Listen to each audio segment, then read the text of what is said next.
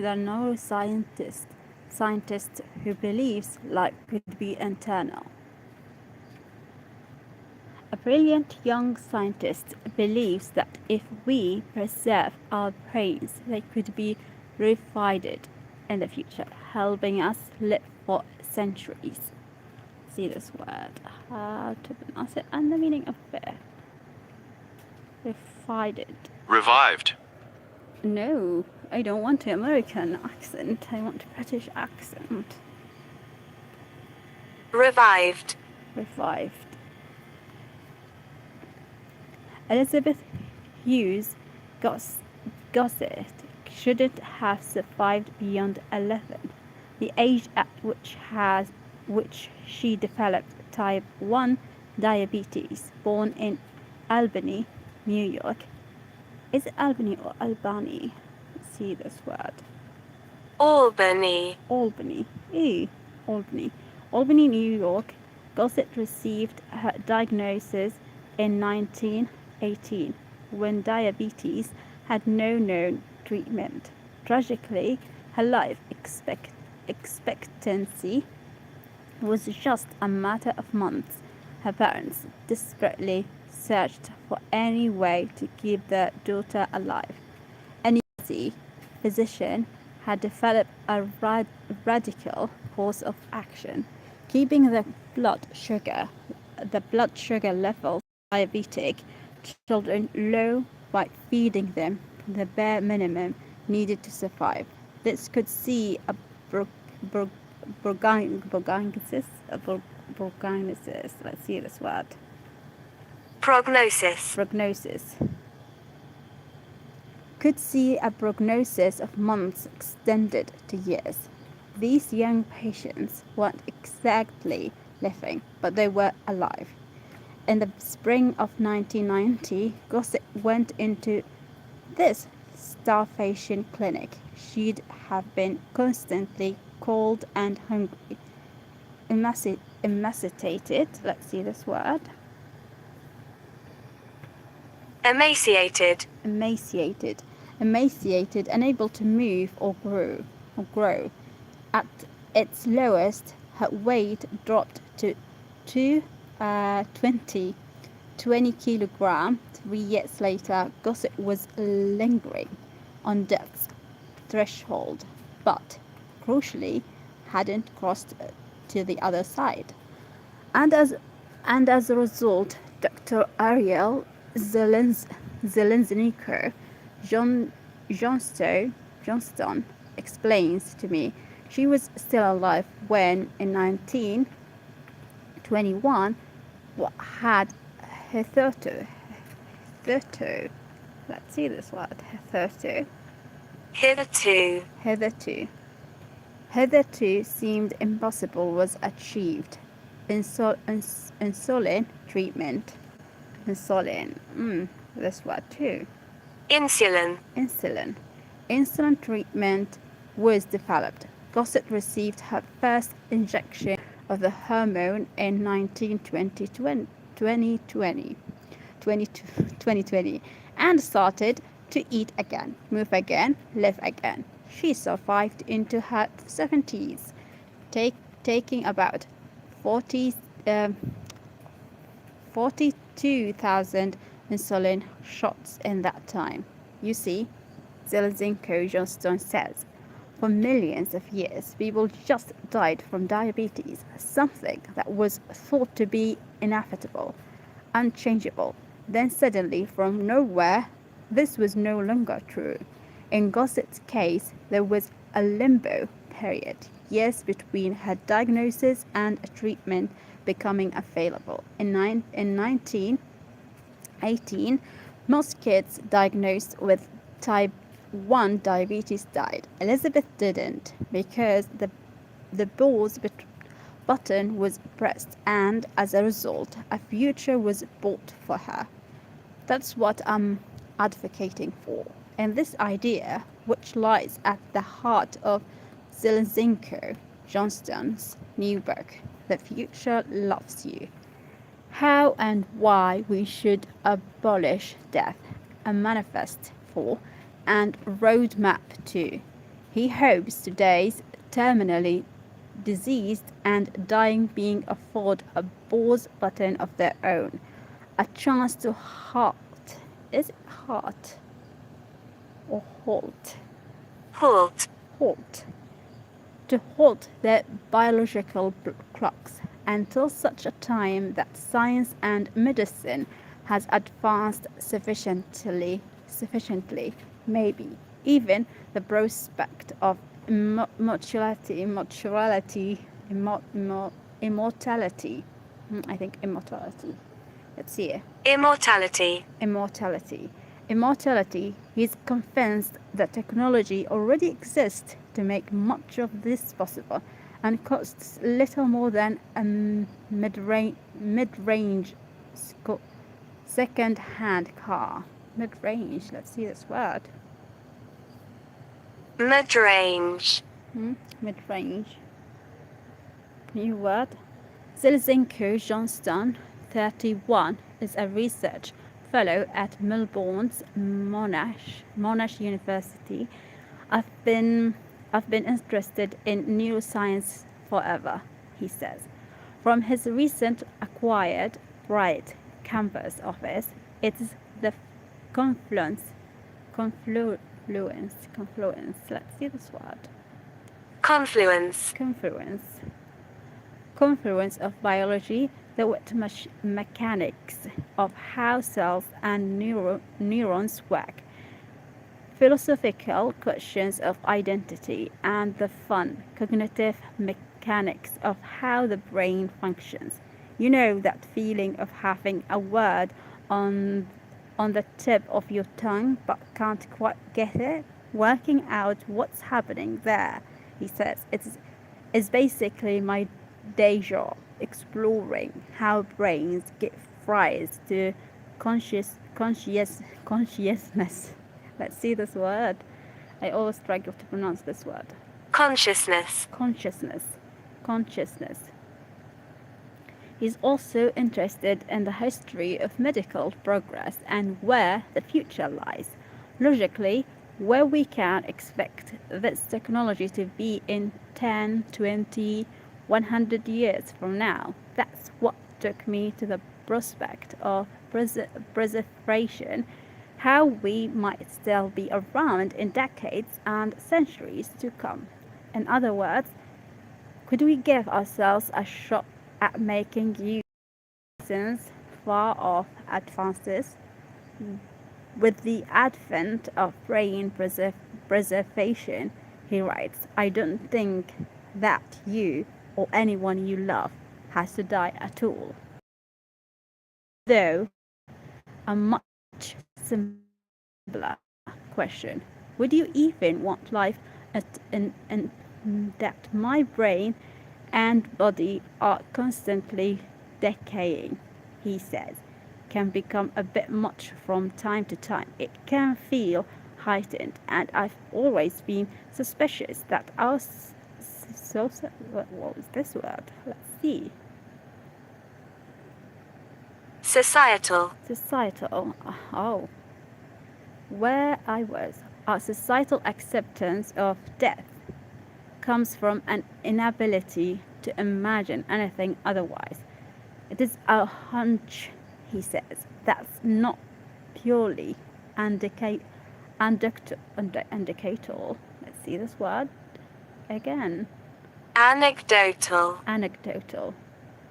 It's not purely anecdotal scientific literature, he mentions, backs him up.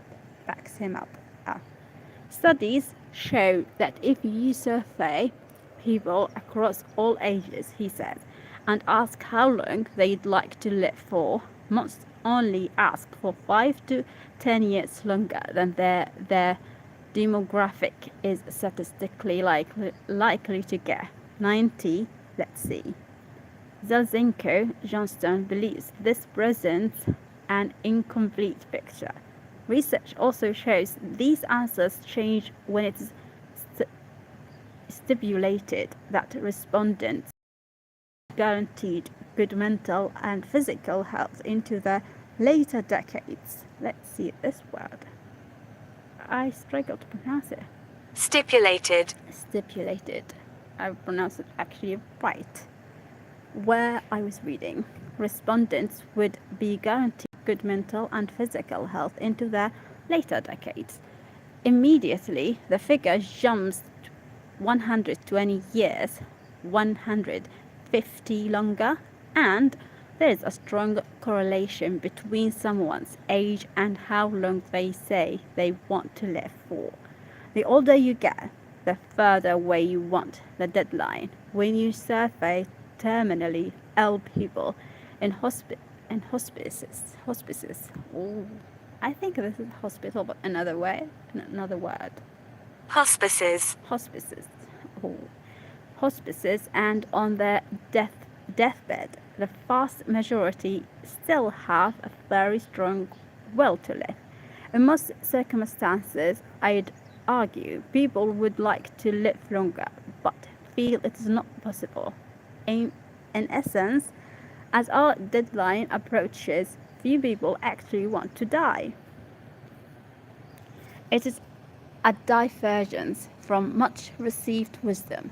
20th century thinkers like Bernard Williams and Viktor Frankl posited, see this word, Posited. that death gives life meaning. It's an argument Zelzinko-Johnstone offers short shrift. Some say we need death because it sets a deadline to achieve goals, he says. But that's not compelling. In this book, he rejects two suggested environmental and social benefits of dying too. Let's see this word, shrift. I pronounce it as a shrift. Shrift. Yeah, there's no meaning for it here. It is less that there are strong arguments why death is good, he argues, but what I call palliative. Let's see this word. How to pronounce it? Palliative. Palliative. Again. Struggle to pronounce it. Palliative. Palliative philosophy. Death is inevitable. We want convincing reasons as to why that's good, so we create them. In fact, we spend vast amounts globally on healthcare and medical research.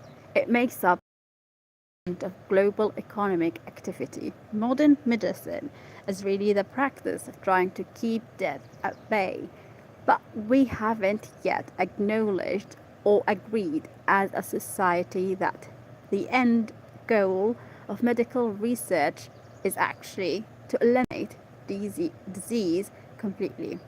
In the early 2000s, he says, specialists,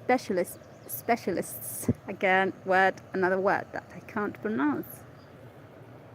Specialists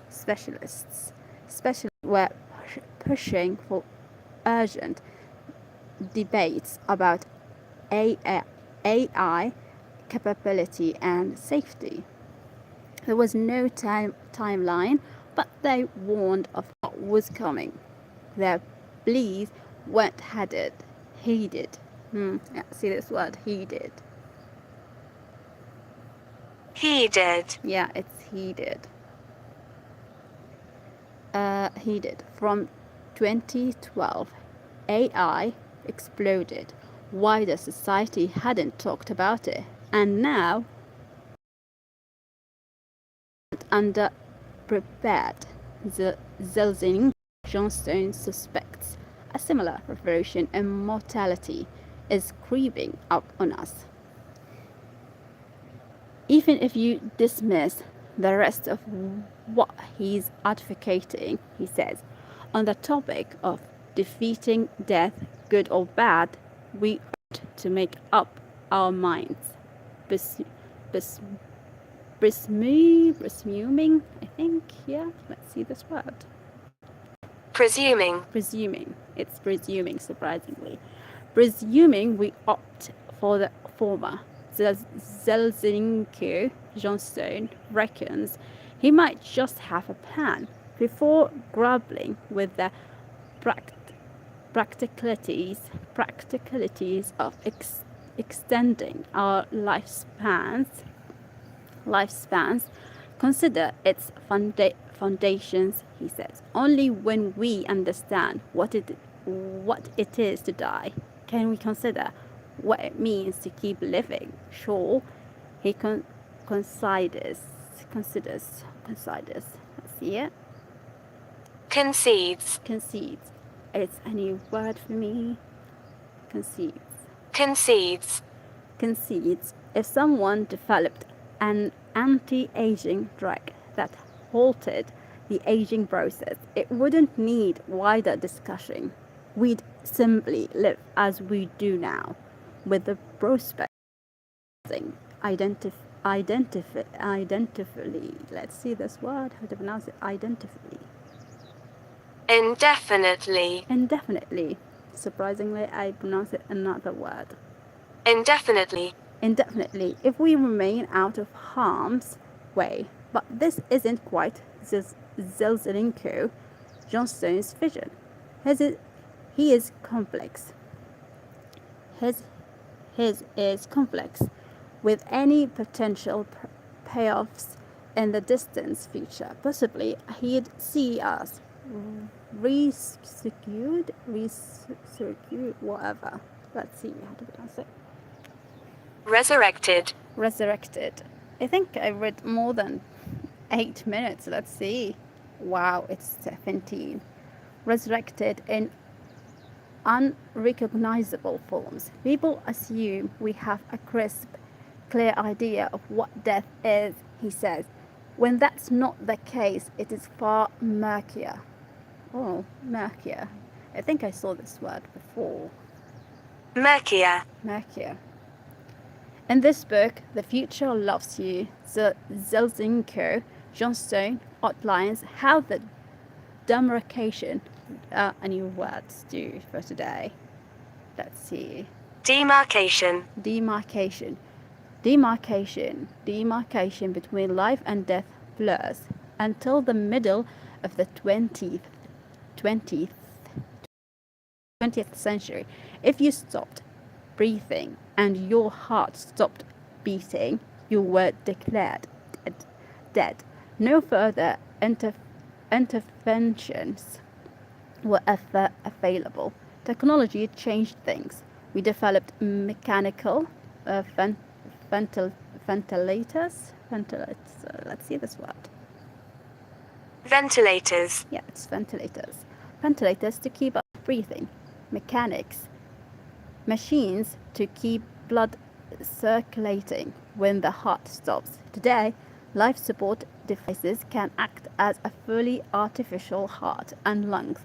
These advances pushed us toward a definition of death based on brain activity. In 1968, brain death was introduced into the clinical practice. The irreversible cessation. Yeah, I want to see it as a chunk. I see it as a chunk. Irreversible cessation. Irreversible cessation. Irreversible cessation. Let's see it as individual word. Irreversible. Irreversible. Irreversible. And this word. Cessation. Cessation. Cessation. Irreversible. The irreversible cessation of brain functions. Once again, scientific advances now suggest this might be defunct. Is this even a word that I don't know? Defunct. Defunct. Defunct. We see that little bits of brain function, like regulation of body temperature or hormone function, can remain even when most medics would declare someone dead, he says. Increasingly, medical innovations will allow for certain brain functions to be replicated artificially. Prosthetics.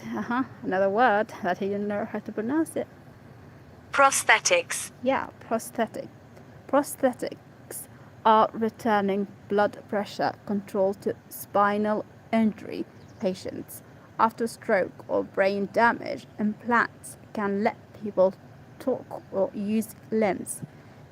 It's fairly primitive now, but they'll prove where then do we draw the life-death line? Increasingly, says Zelzhenko. Let's see how to pronounce his name because I was struggling. Zelzhenko Johnston. Experts are turning to identity. Maybe a real definition of death, he says, is when someone's personal identity, their connectum, is permanently lost. In lay person's terms, when our unique consciousness disappears for good. Most relevant.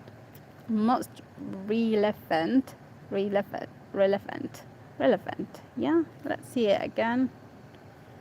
If you struggle to pronounce words, relevant, see it then. Relevant are areas of brain like the cortex, home to personality and long-term memory, much like the total of our genetic makeup is known as our genome.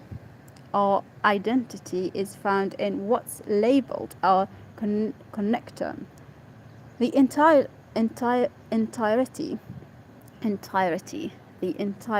of connections between neurons in our brains. It can't be about the physical stuff in our brain, he says. The cells which make up our body mass continually renew over the course of a lifetime, just as it is the words printed in a book, rather than the specific ink used to form them, that gives its pages meaning. Zelzhenko Johnston believes that the same to be true of you and I. Here lies the heart of Zelzhenko Johnston's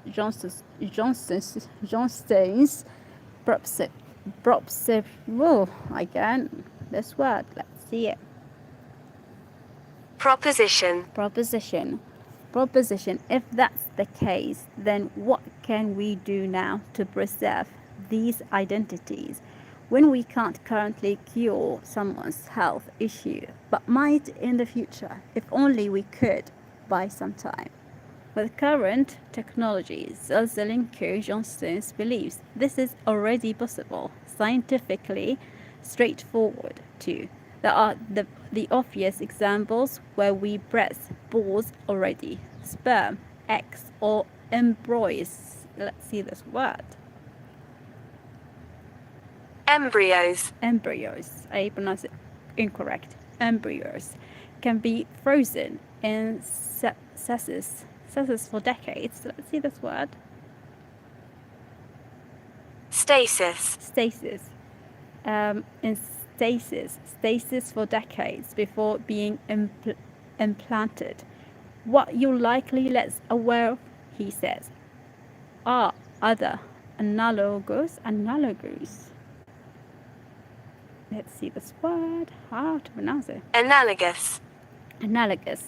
Analogous surgical procedures already in use, sometimes during surgery for any what this word, I think this is a medical thing. Aneurysms or damage to blood vessels. Let's see this vessels around the heart. Doctors can't simply route around with bypasses. Let's see this word, route. I pronounce it as a route. Is it correct? Let's see. Route, not route, route. And this word, let's see if I pronounce it correct. Bypasses, I said. Bypasses. Yes, correct. Bypasses. Route around with bypasses. Blood flow in these bodies needs halting if an operation has any chance of success. In normal circumstances, this would prove fatal. For decades, however, surgeons have been circumventing death with a technique known as deep hypothermic.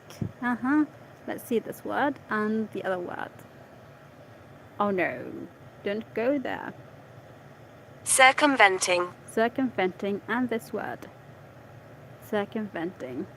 Hypothermic. Hypothermic. Circumventing death with a technique known as a deep hypothermic circulatory arrest. Yeah, let's see this word too. Circulatory. Circulatory. Oh girl, let's see it. Circulatory. Arrest. It is essentially medical hypothermia, he says. Cool someone's body down to around 20 Celsius maybe. Let's see how to pronounce this number with C. 20 C. 20 C. Yeah, I don't know, it may be Celsius. The heart and brain activity and blood circulation will totally stop. Essentially, the patient looks dead. Procedures can last 30 to 40 minutes. Then once rewarmed miraculously, most of the time patients are restored to consciousness. Consciousness. Yeah, it's consciousness, girl. That's consciousness. With cognitive function intact. After 60 minutes in this state, the risk of brain injury increases, but it's a useful precedent. I think it's precedent. Yeah. Precedent. Putting people in stasis. Stasis might be possible if done right, as long as we hold on to those psychological properties inside the connectome. Let's see this word. It's appeared many times. Connectome. Appears. Yeah. Let's see if... Oh, goodness gracious. This article is too long for me to read today. I'm gonna stop in this red line. I'm continue this tomorrow, inshallah, because I'm going crazy to read all of this article.